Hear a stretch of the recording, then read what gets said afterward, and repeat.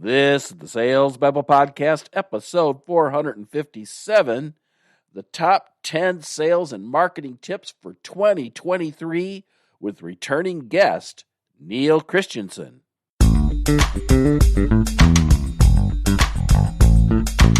Welcome to Sales Babble, the podcast that shares selling secrets for non-sellers. And now your host, Pat Helmers.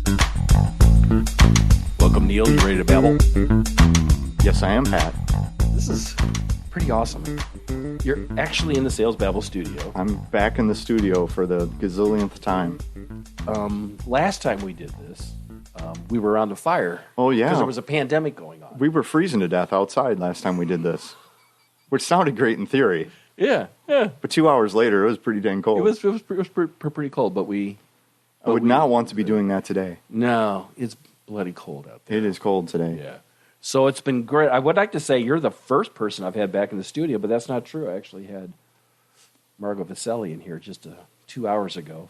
I feel cheated. From my cannabis podcast. I feel cheated, like you just slid that in just to say I wasn't first. Yeah. Well, it just seemed like that, didn't it? Yes, it does. Seems like it was an intentional slight, but... I'm just trying to be authentic here. Okay. So not only are we here to talk about the top 10 sales and marketing tips for 2023, which is, how many times have we done this? How many times have you been on the podcast? I don't know. Been on the podcast and done the top 10 are two different things. Because I've been on as a guest not for the top 10. But this is like, looking at my notes, this is geez, Pat, we started this in 2014. I know. Now this is 2023. We missed last year. So what does that make this, the 8th one we've done? My math skills are weak right now. I think so. Yeah, this is the 8th one, and I think I was on the show twice. I think I'm going on 9 years doing Sales Babble in March. Yeah.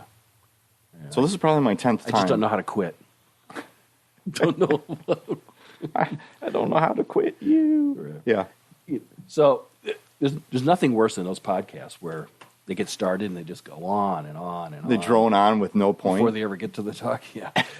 This is one of those episodes.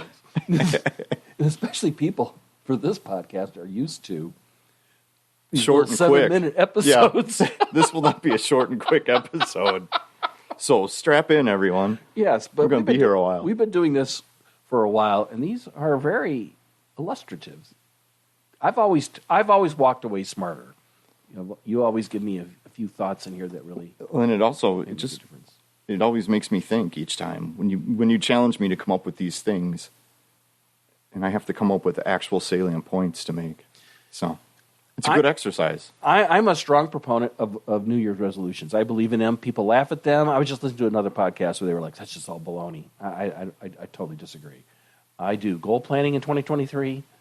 I think New Year's is as good of time as any to start thinking about what we're going to work on and what we're not going to work. What we're not going to put our focuses on. Yeah. And I think things like this. You'll like number 4 on my list then, Pat, when we get to that. Oh. Okay. All right. So start. But before we do that. Oh, the important stuff. Yeah. So this is how we make the episode longer. This is how we make the episode longer. So what I've got here today is I'm a home brewer. And I've actually got 3 beers. They were down in the Keyser, down in my little kegerator downstairs. And these are freshly pumped in little bottles. And I thought we would try them. And you've brought some beer too. So we have we have plenty of beer. Yeah. That we should not drink all of it, or. Oh, so we have a hazy IP. We have a. You had me at hazy. An extra special bitter, an ESB. Okay. British bitter, and we have a chocolate stout. Ooh, that sounds good too. So. Let's start with stout. It feels like a stouty day. Feels like a stouty day. Yep. All right. And I want to save that hazy for the end. I didn't hear much of a pop there. No. There's this big buildup. This is, interestingly enough, It smells good. Yeah, this is actually a duplicate of a recipe. And so I forgot to mention something. We actually have an audience today. We have Major John Helmers, who's being a major great audience. Yeah. An audience of one. Hello. Major John Helmers is from, I'm drawing a blank. Fort Riley. Omaha, no. But you're tied up with Fort Riley in Kansas. Kansas used to have Tallgrass Brewery. Tallgrass Brewery used to make Buffalo Sweat stouts. They went out of business. But I got the recipe, and that's what we're drinking here That today. was a long way to go to make that connection. I'm impressed. I was going to say Major John Helmers is from right here in the Sales Babble studio, isn't he? First audience Yeah. ever, I Yeah. imagine. Have we ever had an audience for it? Did Denise? Yes. watch I us believe last Chris year? was here one Oh, year, Chris was wasn't here he? once? Mhm. Yeah. Sorry, you weren't first. For this episode, at least. I was born first. Yeah, okay. But for the top 10 show, you're top not the 10 first shows. audience. All right. So, let's... I really want to talk about this stuff here. So, We'll go. want me to go? Want Yeah. me to do the first one? Do the first one. This was one that I've been bumping into all year long. Okay. And I think people totally don't get what branding is. I've been doing a lot of mentoring and consulting with startups in the cannabis space. Mm-hmm. And they all think branding is having an Instagram account I'm sorry, did I laugh out loud? and getting lots of likes. Okay. Oh, maybe a YouTube account and getting lots of likes. I thought you were going to say it's having a logo and some cool colors. And you have a really cool logo, right? Yeah. Yeah. But the thing is, people are just... I see this all the time. And you see this in established companies that have been in business for a long time, is what they truly don't get. What branding is their value proposition. Mm-hmm. And by value proposition, I mean my company helps this set of people with this specific set of problems or desires by providing a solution so they experience this set of benefits. Mm-hmm. I'll go with that.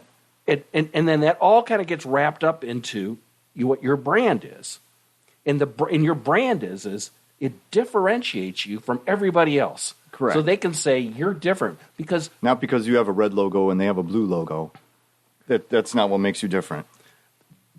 yes, right. In fact, I talked about this last week on Sales Babble, that as far as the buyer is concerned, everybody looks like a commodity. Correct. Yeah, you have to have some point of differentiation. I would say that a brand, even beyond what you said, is it's the value, but it's what sets you apart. It's what makes you different. I had it really good in my head until I started to talk, and then it just went away. So it'll come back to me here in a moment. But yeah, it's for what you stand in, what you believe in. Yes. What you stand for, what you believe in. That's what I Yes. wanted to say. It's what you believe in. It's how you convey that to your customer. And it's the experience you offer. It's all of those things. It's not just an Instagram account or a spiffy logo or a tagline. It's much deeper than that. It's like the whole company. It's like your mission statement, your values. The whole company has to believe in that, and that's how you differentiate. That is absolutely right. Thank you. That's why I like the word that you used. You said your values. Mm-hmm. That's in Yes. my mind really was. This is how we provide value to our customers, Mm-hmm. and they appreciate it. Right. And we're the only ones doing it this way. Yeah. Yeah, exactly, because nobody can duplicate that set of values, that experience, that put that all together, all those different points, and nobody else is going to do it exactly the same way you do. So, and so the reason why this is important is if you're selling, or if you're trying to market a product, and you don't have that clear in your mind, you're going to struggle and think things aren't working for other reasons. Yeah. Yep. And go back to cheesy example, but Apple versus Microsoft. What's the feeling you have of one versus the other? That's their brand. Like that's how the brand comes to life. Is how do I feel when I think about Mac? How do I feel when I think about a PC? Two different feelings, and you're going to attract those that are like the one feeling over the other. But see, you're starting to get in that spot where I do bump into people. They're all about the feeling sometimes. Yes. And they don't clearly understand their value proposition. You're like, this is the sense I want to get. But you know what? The name that you just called your company does not give that to me. Yes. You may have that feeling, but I don't get it. Yeah. I don't get it at all. Mm-hmm. And then they wonder why they can't SEO the company, and then they wonder why they have to keep telling people they're mispronouncing it or they're misspelling it. If I got to tell you how to pronounce the name of the company, we're in trouble. Yeah. It's not a good start. But you see that all the time because we're being clever. We're trying to be clever. We're trying to be too clever. Trying to stand out. Yeah. But you have to stand out in the context of, and I just want to keep going back to this, this set of people who have this specific set of problems or aspirations that are going to experience a solution that you have, so that they have this benefits. And if it's not that, yes, you don't got a brand. No, you need all these pieces. So that's my that feel good or rant on that. There was your out of the gate base hit. That makes sense? Oh, yes. Yeah. Cool. All right. The audience agrees. Audience unanimously agreed. Next. Oh, that's me. All right. So I have my first one. It's just a thought. It's that today we are really competing with the fractionalization of attention. Yes. And the mountains, and I mean mountains of information that assault us each and every day. Yes. And it's so hard to get attention today. And it's so hard to pay attention today as a consumer, as just a person in life. It is insane. I was giving some thought to this recently. I was thinking about my grandfather, who was a prison guard at Stateville in the 60s and 70s.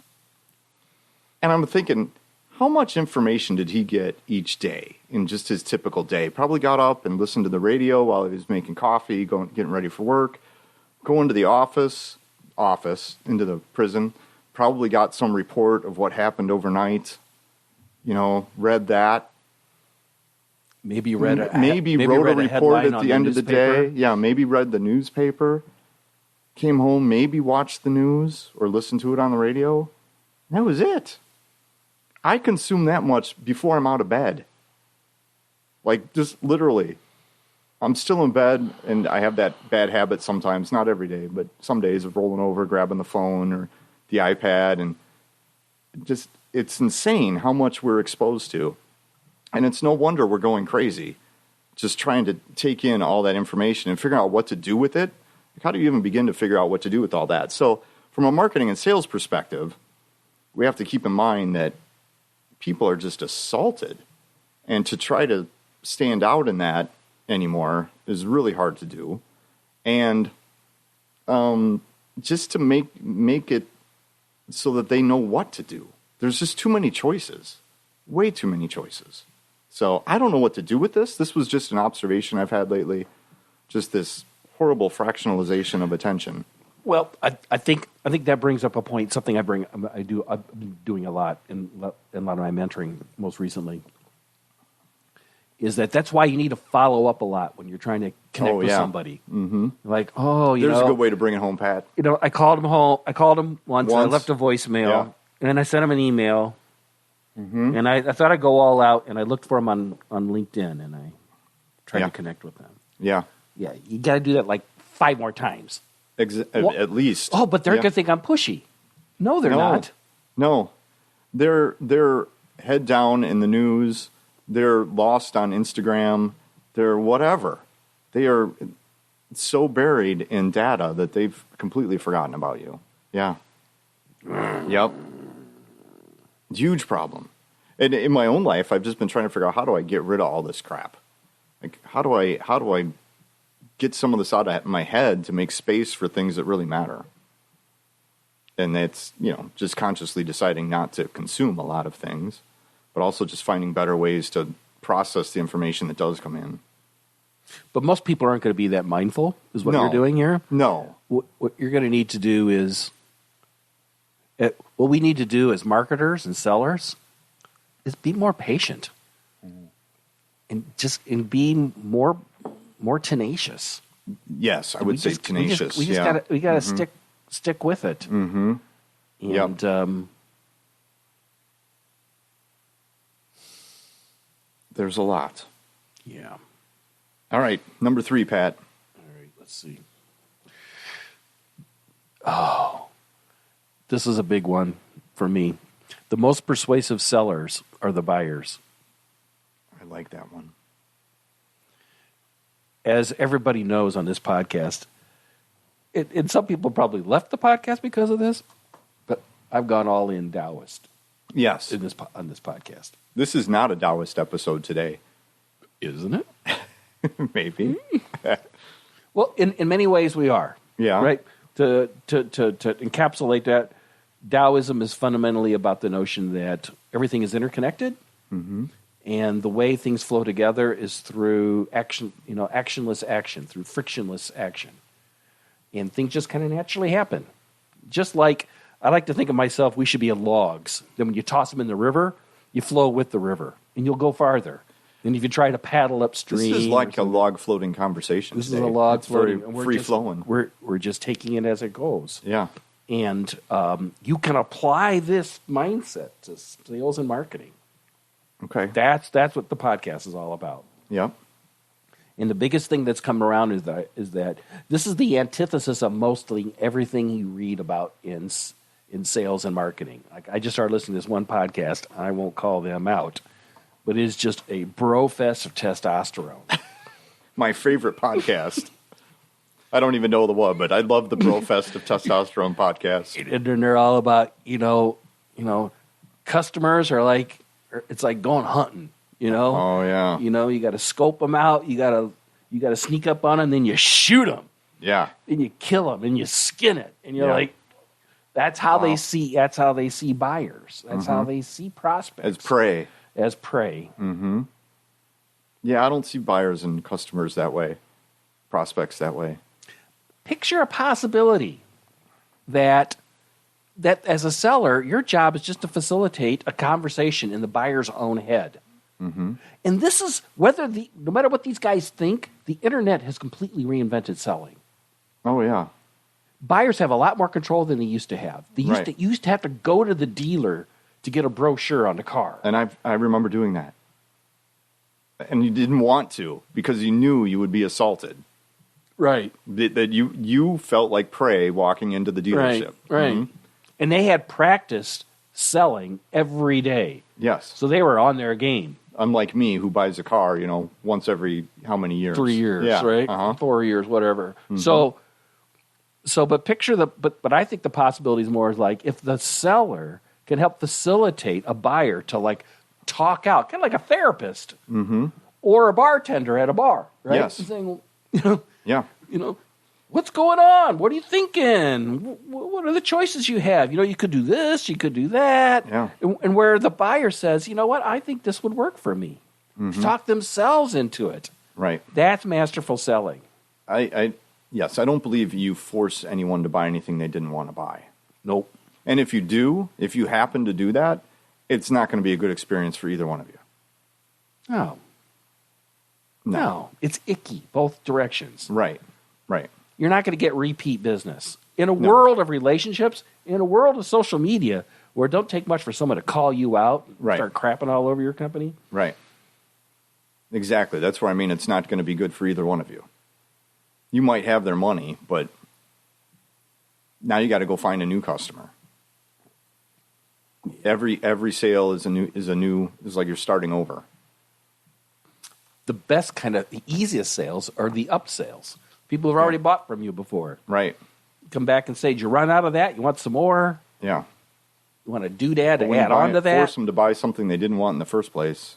You're never coming back. Yeah, it's really hard to do that. They can tell all their friends. Right. They're going to go on Amazon. They're going to feel one used. star. They're going to feel icky.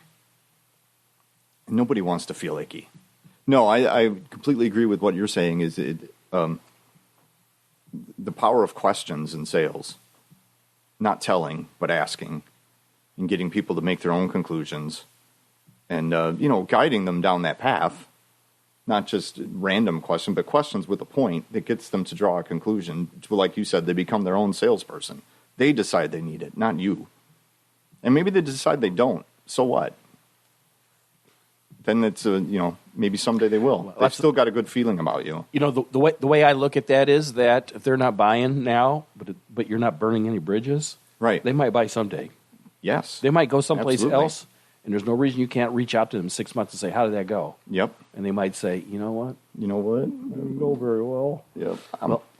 I'm not angry at you. Would you like to restart this conversation? Yeah. The power of the long game. It's a long game. Mm-hmm. Yep. It's a long river, Wu-Wei River. We are flowing the river. We are floating. deep on the river symbolism today. Yeah. Next. Speaking of power, my next one is the power of a killer offer. Oh. Yeah. I was thinking about this. I've been thinking about this a lot lately because I'm working on trying to revise offers. But so many people think of an offer as just like, here's what I have and here's the price. But there's other pieces that are in that puzzle that we forget about. And as a consumer, you know them, but when you go to put an offer together, usually most people don't consider them.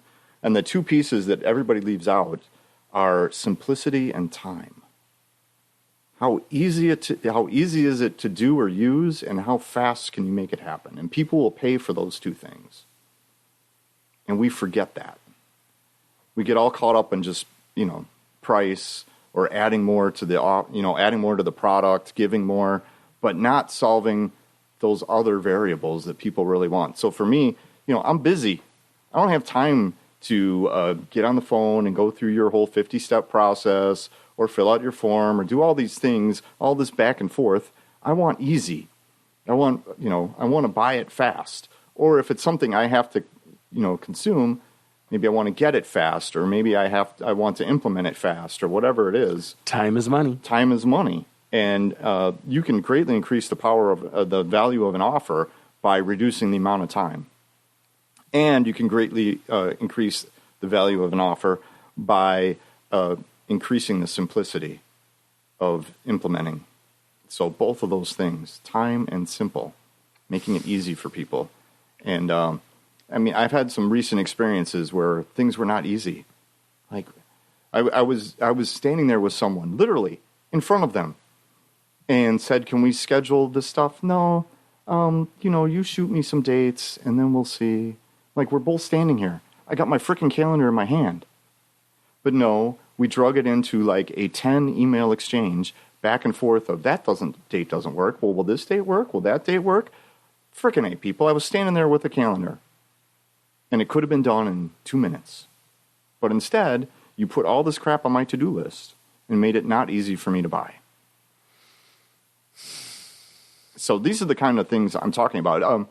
One of my employees just the other day was trying to buy some software, and she sent me the email of all the steps she had to take to install the software and get it to run. They'd sent her this email, and it had like literally 15 screenshots, red arrows, copy and paste this key and put it over here and do this and do this. And she wrote me and said, "I'm out.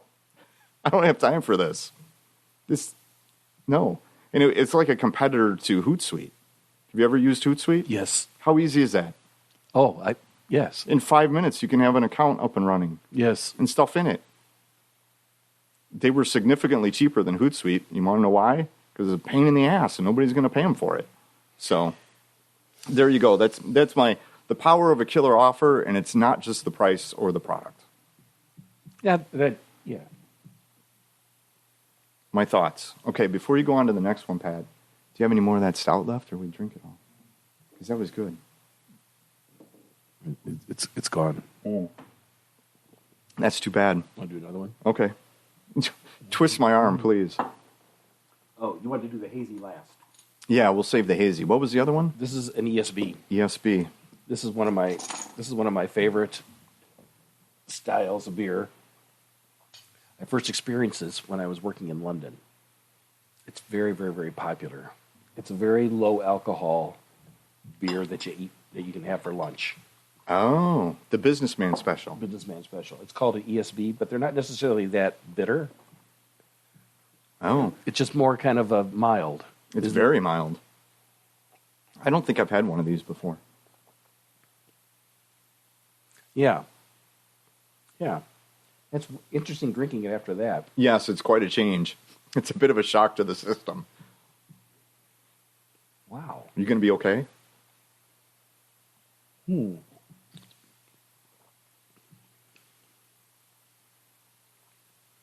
Yeah. It's malty.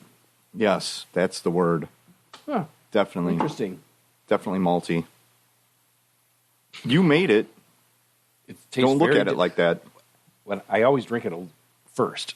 We probably didn't go in the correct order today. This is not the correct order. No, we should have gone light to heavy, right? Yeah, but But we're mixing it up. you're a guest. It's sales babble. All right. What's the next one? Am I next? Yeah, you're next. Oh, this one. Oh, is this where? Should I get out another soapbox for you? You need something to stand on? Megaphone? Yeah, yes, AI is a car wreck.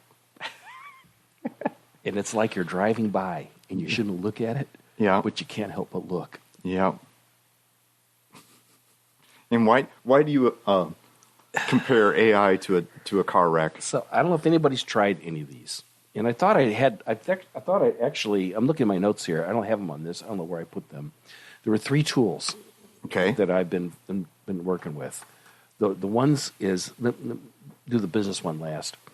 One is character.ai. Okay. Have you ever fiddled with that? Not played with that one? Very, very interesting.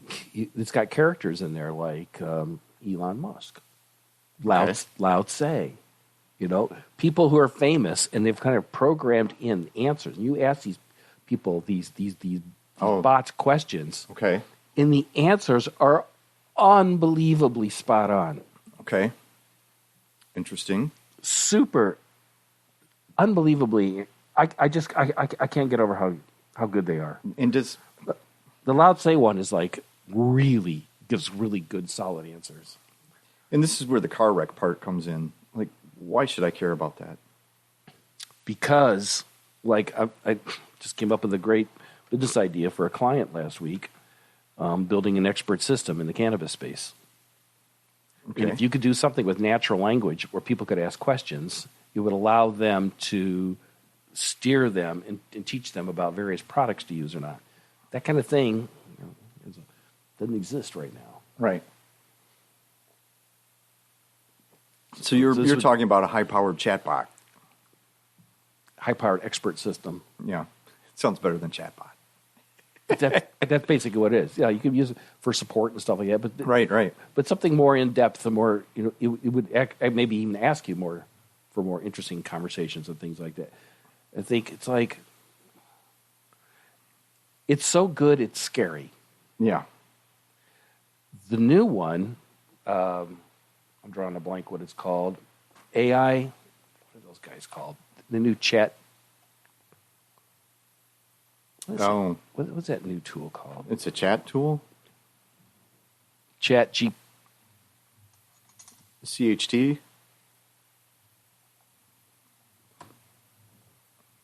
Yeah, Chat GPT. GPT. There we go. Right, by OpenAI. I've heard of it. I've never used it or played with it. It's unbelievable. And what does this one do? Like, you can ask it to say, I asked it a question like, were Lenin and Stalin great leaders? Okay.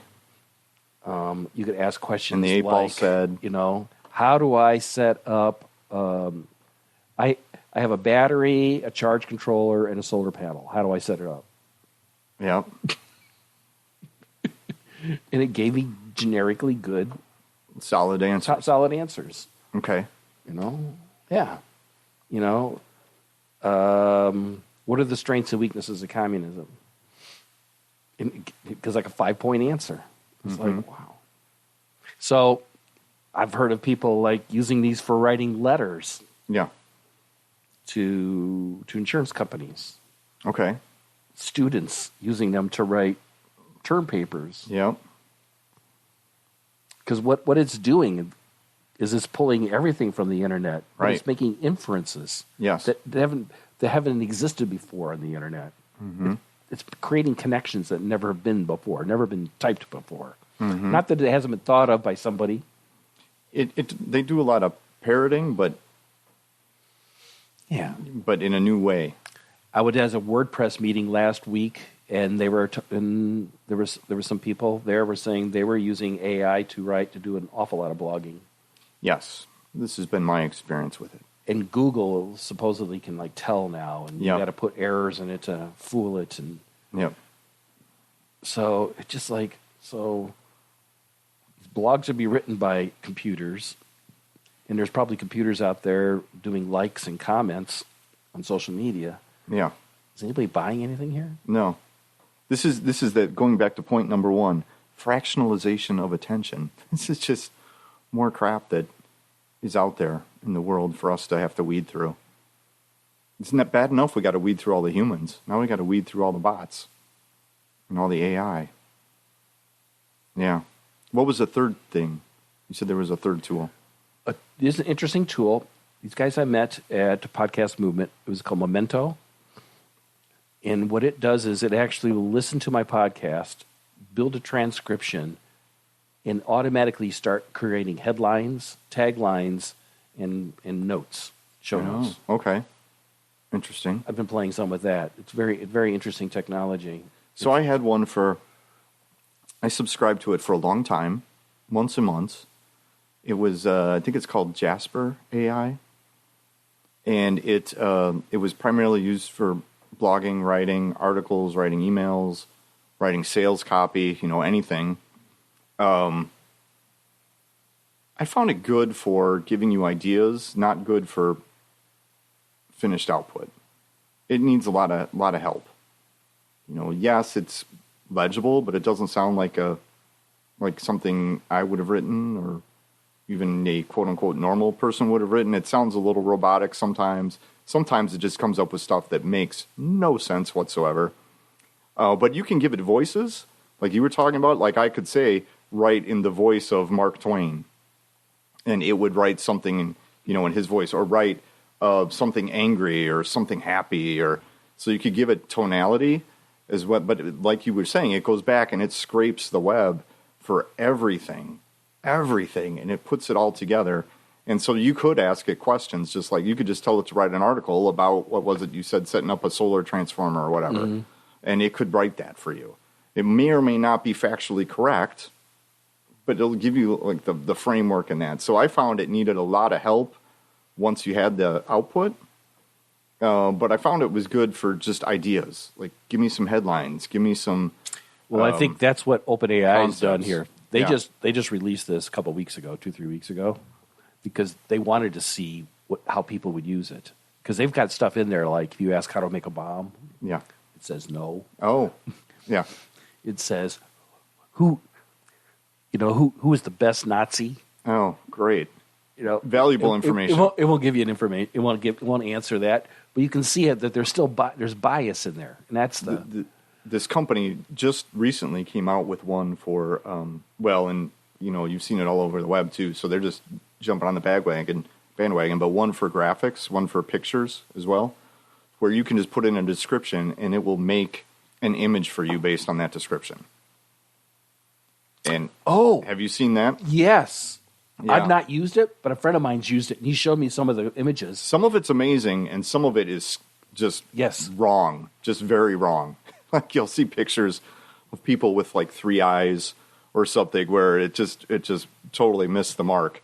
So it's a work in progress, but I've seen some that's pretty good. Again, the output you get, the best stuff I'm seeing is people are taking that output and putting it into Photoshop and fixing it. Yeah. So they have to. It gives them a start. It gives them a start, but it's not. But you're not going out hiring a graphic artist to create something from scratch. So that's coming to nothing is real anymore. But even what is real? Like the definition, what anymore? We're getting deep now. Well, Neil, I'm a Taoist when it comes to this stuff. I think I think people have this notion of that we're somehow placed in the world. You know, actually, we are of the world. Yeah. We're just like everything else in the world: the rocks and the trees and the dogs and the cats, and we're in there with all of it. We're all interrelated. All got the same DNA. All made of the same carbon molecules. We're all together, and so are these algorithms. These algorithms came from us. Yeah. Yep. So in that sense, is it real? It is real. Mm-hmm. Yeah. It's interesting stuff. It's like I say, I don't want to say it's all bad. I can't help but want to look at it. I can't help but want to try it and fiddle with it. I think it's way too early. It's coming, but I don't find it usable yet. I canceled my subscription because I just got tired of trying to make it work. Gotcha. It just was more effort than it was worth. That's mine. With that said, I just took another swig of this ESB. Yes.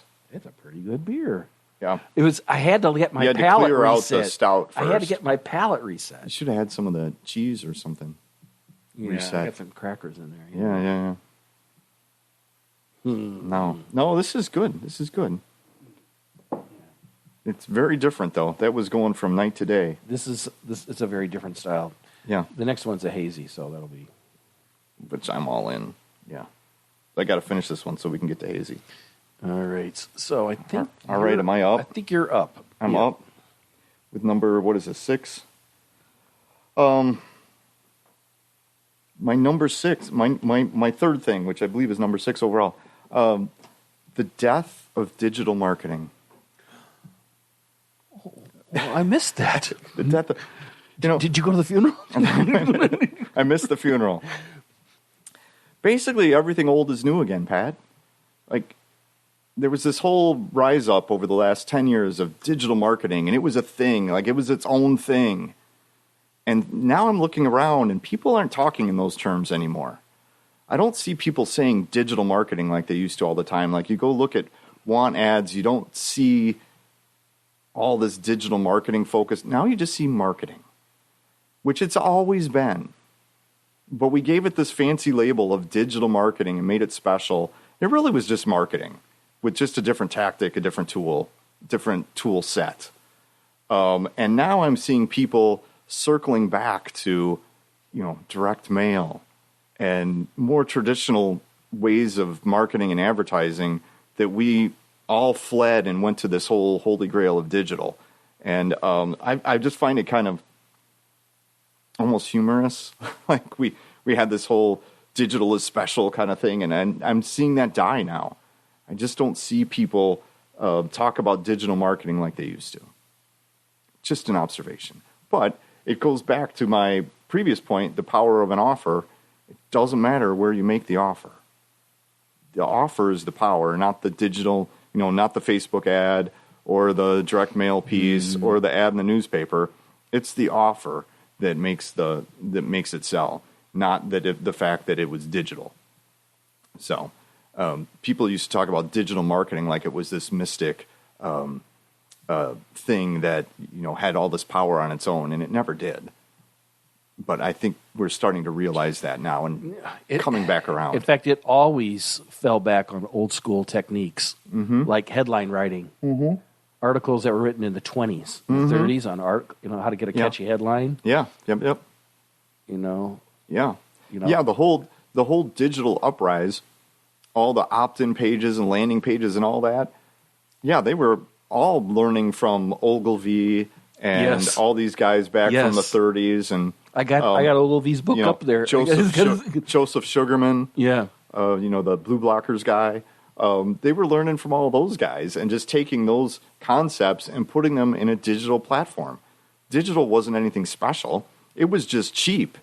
It was just cutting edge. It was just, there weren't many players there. So it made it kind of stand out. But that's not true anymore. I mean, who's spending all the money on digital ads now? It's not the cutting edge people anymore. It's now, Coke and Volvo and, Chrysler and whoever. They're the ones spending all the money now. who are all the advertisers fleeing Twitter right now that they care about? They don't care about you and me fleeing Twitter with our little pittance of advertising money. They care that, GM wants to bail or whoever, United or whatever. Right. So it's all just, it's not special anymore. No. Yeah. Interesting in the dispensary business. You can't do digital ads. No. Facebook doesn't allow it. Google right. doesn't allow it. Right. Mm-hmm. So how do you find out where dispensary is? Billboards. Yeah. Good old-fashioned billboards. Yeah. I see a lot of them, too. You do see a lot of QR codes now. Yeah. They have finally found their place. Mm-hmm. And they've been around for a dozen years. Yeah. And finally, you do see QR codes all over the place. Yes. Yeah, I think they finally got the technology on our phone super simple for those now. Yeah. It used to be you had to have a special app to read them and all that. Now you just point your camera at it and pops to the website. You're there. Yep. That's a good one. Next one. Leadership demands followership. Working with a lot of companies about management. And there's a lot of confusion on what great management is. Mm-hmm. But in reality, I've really embraced this notion that when the big work is done, the people say they did it. And it's not the leader taking all the praise. Even though they're the person in the background, they got all the parts in place that made everything all happen. But they're not the ones taking the credit. And those are the people, that's the best leadership. And I think a lot of people really forget that, especially in the era of social media. People want to build, I need to build my personal brand. Right? Yeah. Oh, God. Yeah. So. Well, and also the leaders we look to on social media, or quote unquote leaders that we look to on social media, are the ones doing the chest thumping and the braggadocious BS. Whereas I agree that's not the powerful leadership style to me. That it's the quote lead came from behind. The quote. This is a Taoist quote. Yeah. The greatest leadership when the job is done, the people say we did it. Mm-hmm. So that's the one that first turned me on to this stuff, because I started applying it immediately, and people were asking me stuff like, "Well, Pat, why aren't you telling me exactly what to do?" I'm like, "I want you to figure it out." Right. I want you guys to talk amongst yourselves. It comes back to the point you made earlier about the best buyer. What was the quote? The best seller is the buyer. Yes, it's the same idea. Well, I guess yes, it's the same idea. Mm-hmm. The best leader is the one being led. And people need to get this. I see so much of this. There was just this huge blow up of anti-work on Reddit this year. Remember, somebody beginning earlier in the year, people bitching and moaning, complaining about where they work. Mm-hmm. And there was the great resignation. Right? Yes. Now supposedly the great layoffs, though that's kind of baloney, because actually everybody's hiring and they can't fire anybody. Right. It's a select few of companies that are laying off. Some tech, but they have big names. Yes. But a lot of people are really unhappy with work. And if you go on to the subreddit of anti-work and you start reading those stories, and like, they have good reason to complain. Mm-hmm. These bosses stink. Yes. They're awful. Yes. They're asking dumb things of people, and they're forgetting that it's a trade that you're making. You give me work, I give you money. Mm-hmm. And people aren't doing it as volunteers. Well, and right now, people have choices. Everywhere you look, somebody's got out a help wanted sign. So people have choices. I don't have to put up with your BS, with your bad leadership, your BL. I've been working with manufacturers this year. Can't find people. Yeah. Good pay, nice places, clean, tidy. Not your granddad's manufacturing plant. Right. Can't find people. Good pay. Yeah. Well, you know what else it comes back to? Your very first point, which is brand. I think part of the brand is also part of the workplace. It comes back to those values. Oh, yeah. And all of that. Oh, yeah. People want to believe in where they work. Oh, that's good. That's good connection. Yeah, we're coming full circle, Pat. The river just took a turn. And it came back and ate itself. Maybe it's really a vortex. Yes, there we go. But yes, I completely agree with your bad leadership.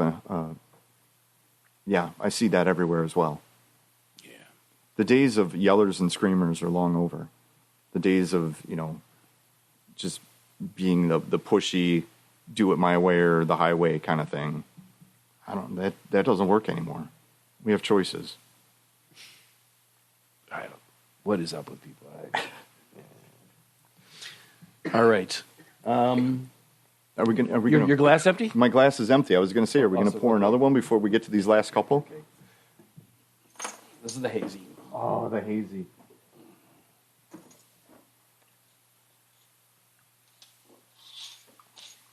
Yeah. Look. That looks beautiful. Oh, it smells beautiful too. Look at it's darker than I expected. It is a little dark for a hazy. And I know the malt. I brewed this. I know it wasn't that dark of a malt, was it? What do you have in there? Oh my goodness! There's a ton of hops in this. There's a ton of hops. Which ones? Is there Is there any fruity to this? There's a little. No, really. It's all hops. This is my wife's favorite. That's nice. You making me some of that? It's got a bite on the end. Mm-hmm. Yeah, I like that one. I like this one. All right, you ready for my next one? I am indeed. This is the one you're going to like. And I almost deleted this one. I waffled back and forth on this one, but then you went on a whole rant at the beginning, so I'm glad I left it. I may not like it, though. I think I know what you're going to say. What am I going to say? You have no idea what I'm going to say. I was just going to talk about the power of a goal. Oh, really? Yeah. Oh, that's not what I thought you were going to say. No. I thought you were going to tell me I got this new goal saving tool I want you to talk about. No. No, I was just going to the power of a goal. The power of a goal. The power of having a goal. Goodness, I am totally. Are you? By the way, just next week's episode. Yeah, goal setting. Goal setting for 2023. I've been working on mine. I've been passing out my whole process to. I've rated them to 3 people in the last 5 days. Yeah, I'm totally. I don't even have to talk on this. Go, Pat. Go. Anyway. No, I just did. I joined a new group, and I was there, and somebody asked what I thought was a really kind of silly question, but they were talking about budgets, like people at year end, people getting their budgets ready for next year, and he's like, "Why do we need a budget? It just costs what it costs." I'm just like, "Oh, you didn't," and the budget is really like another version of a goal. If you don't have any idea where you're going, you're going to end up somewhere else. And if you don't have a budget, it's just, we're going to spend what we spend. And nobody's going to think twice about it. Nobody's going to say, hey, should we be spending this much? This was a for-profit venture? Yeah. And but that's what's got me thinking of the power of goals, because it's not just, budget is one thing, but just goals overall.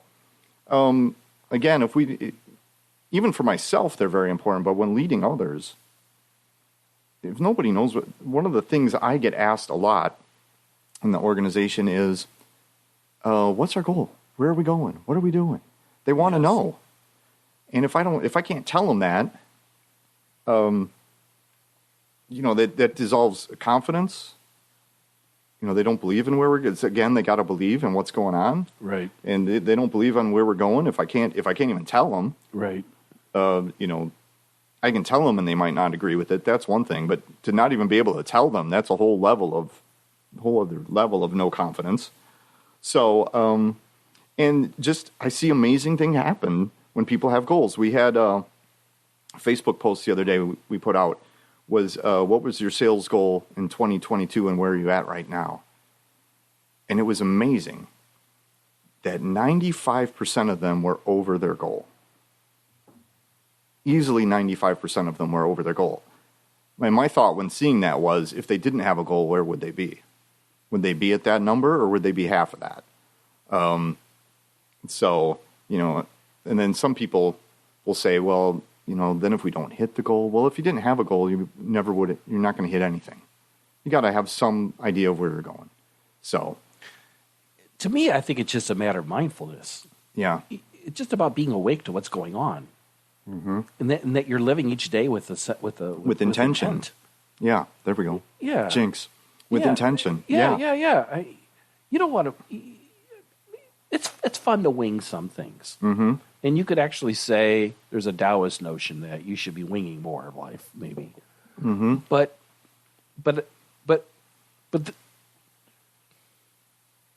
I think it's a good idea to have I've always found it valuable in having a sense of where I'm going so I knew which direction to go.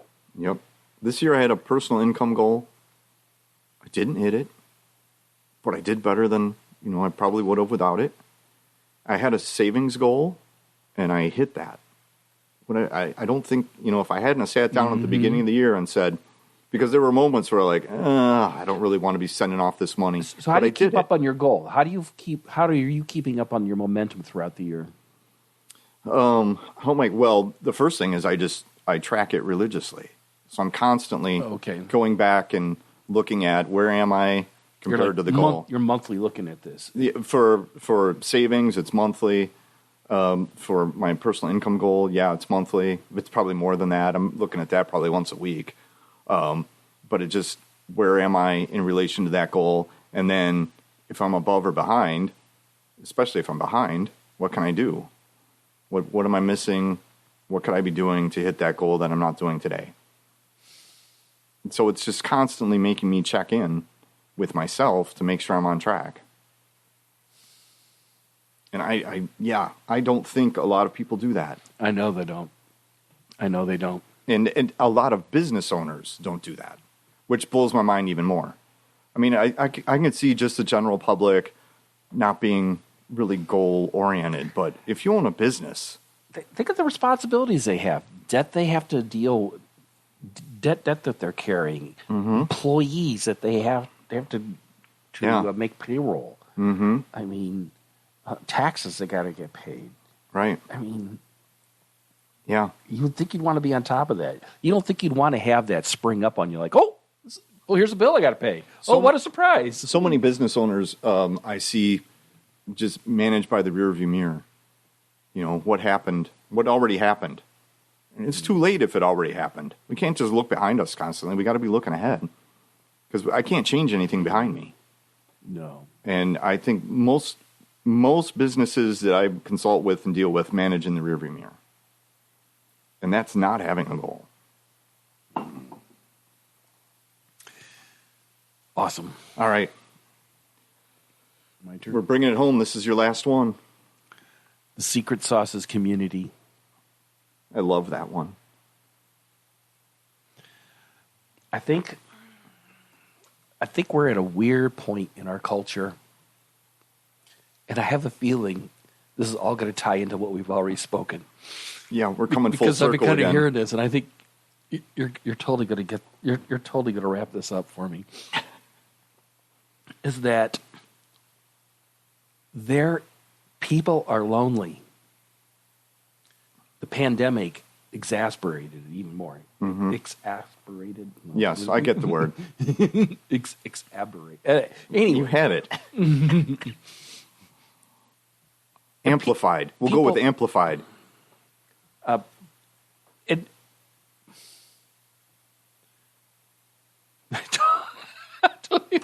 Let's start all over. The pandemic even made this all the more worse. Yeah, because people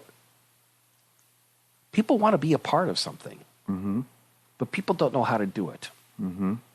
And everything that's going on is making it worse. I'm not going to go to stores. Why do I want to go? I might bump into somebody, right? I'm going to have Amazon deliver it to me, right? Yeah. Like you were talking about that, I think, a year or two ago. how awesome Home Depot is. I don't need to go in there anymore. Right. I'm not going to rub elbows with anybody. I mean, I'm going to I'm going to order my Starbucks before, and I'll only be in there 30 seconds. Yep. Then why don't I have to talk to anybody? Yep. And then they go off and they An introvert's dream. And then they go off and wonder, how come I can't meet anybody? Yeah. Because you're doing the drive-through for everything.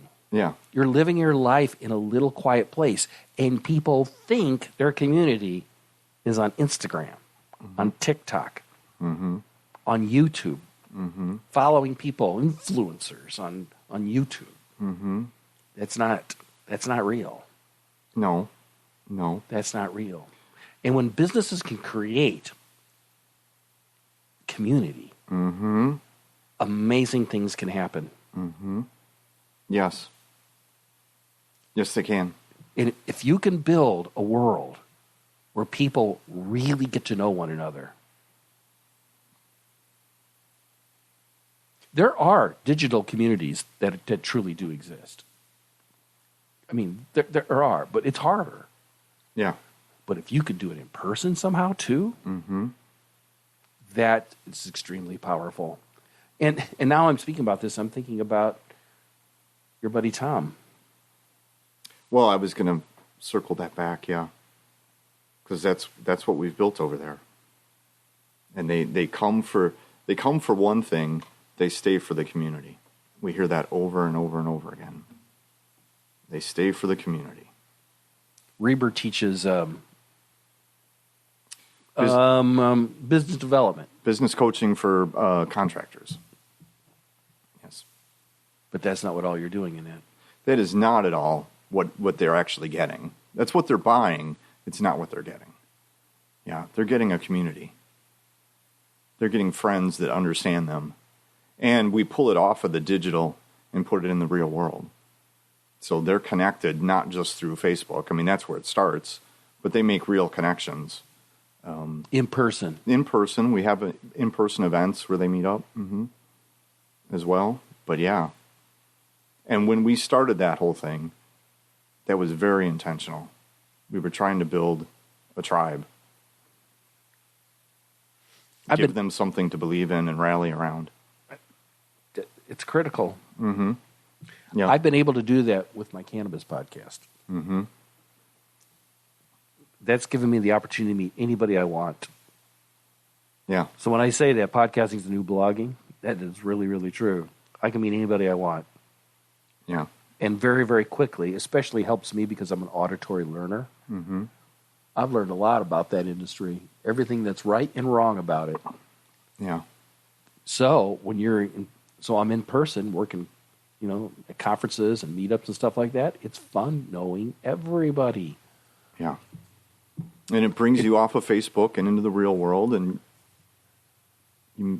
it's just so much have a richer. Community. Yeah. Because if you're sitting around, doing coffee or a beer or wine with somebody, ideas just happen.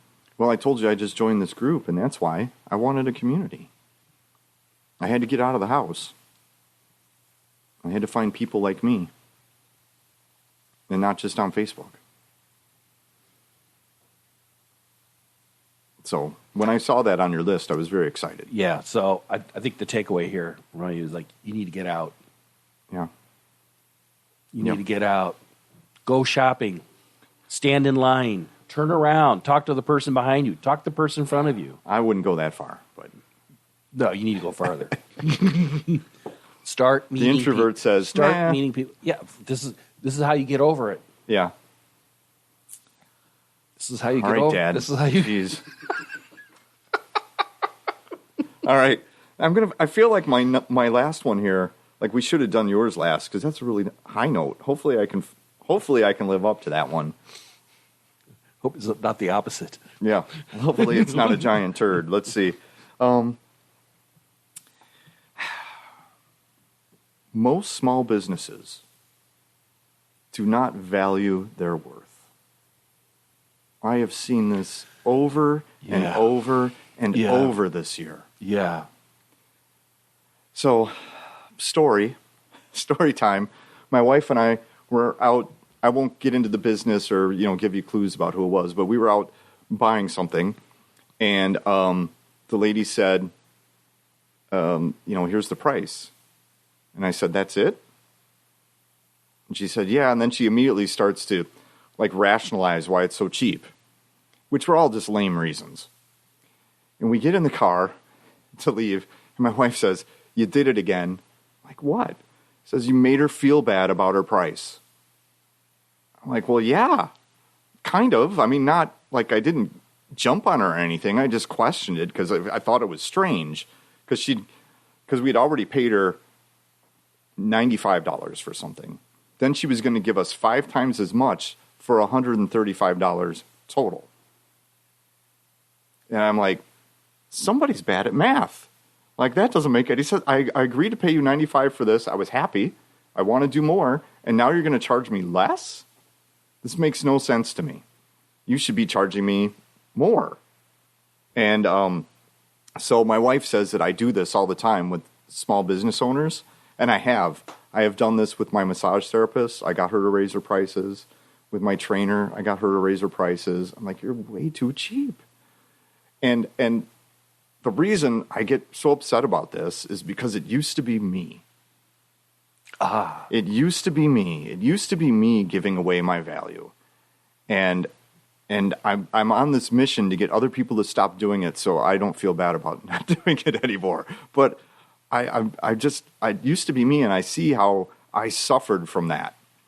All the pain I caused myself and all the, the mental anguish and all the crap that I went through because I didn't believe in what I should be charging.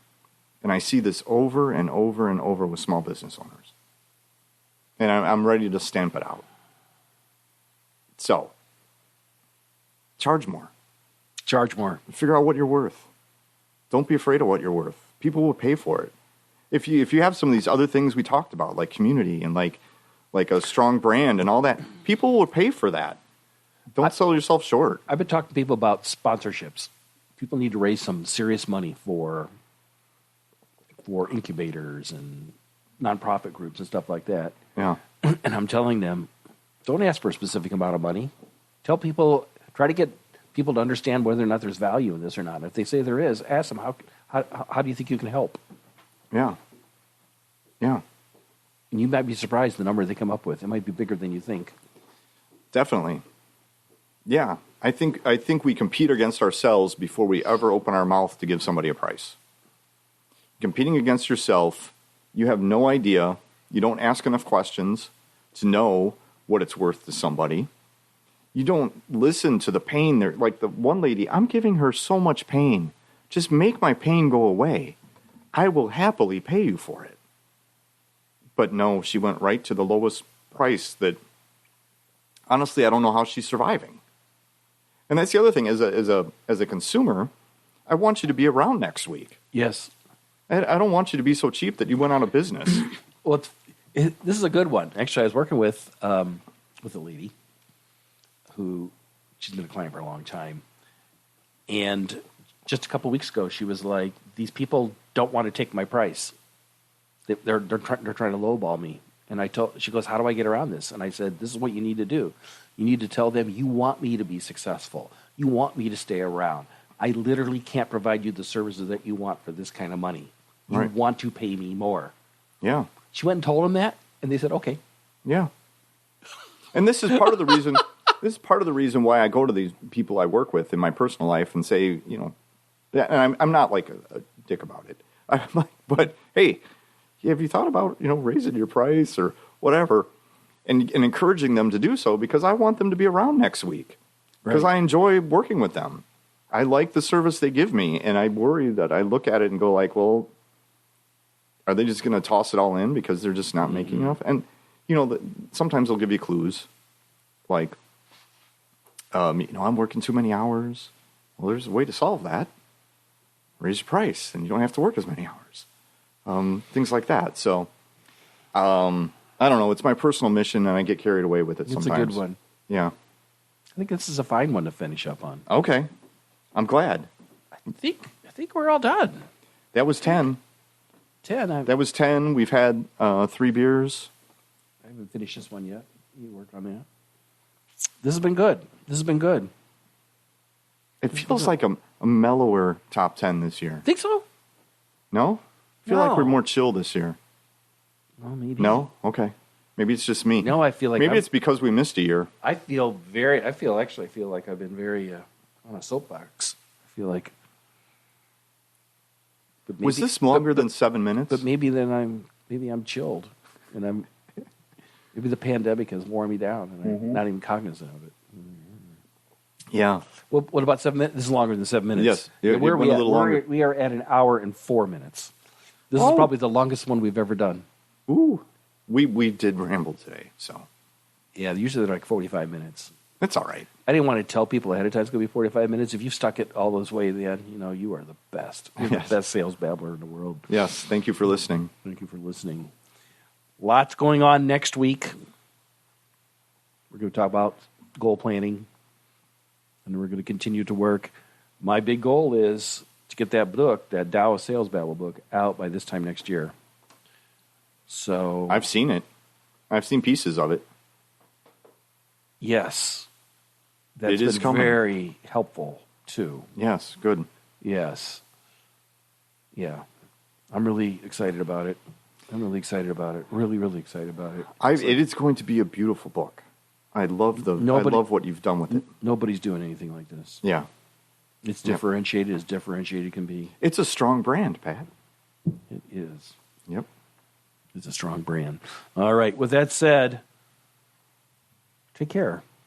We'll see you next Tuesday. Happy 23. Happy 2023. Yep.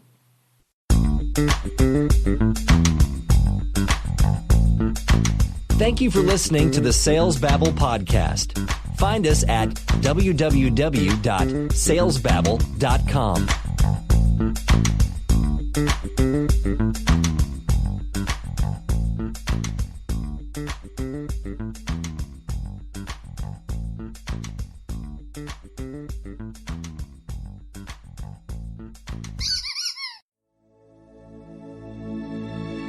This is a production of Habanero Media.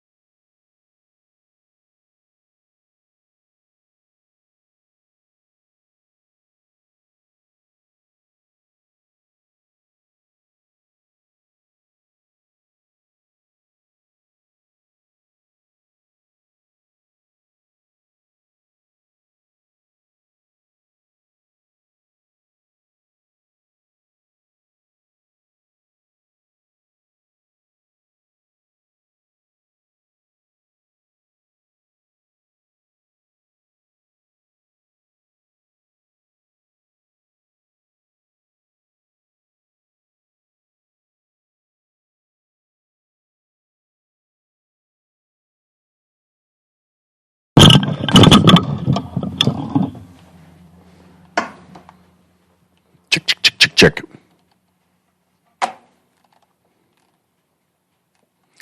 This is the Sales Babble Podcast, episode 457, the top 10 sales and marketing tips for 2023, with returning guest Neil Kristianson.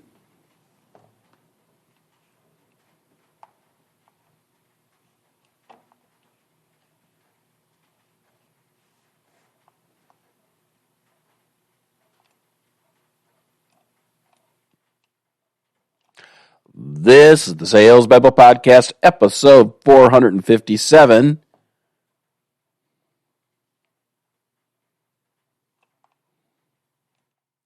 Check. 1, 2, 3. 1, 2, 3. 1, 2, 3. 1, 2, 3. 1, 2, 3. This is the Sales Babble Podcast, episode 457. The top 10 sales and marketing tips for 2023 with Neil Kristianson.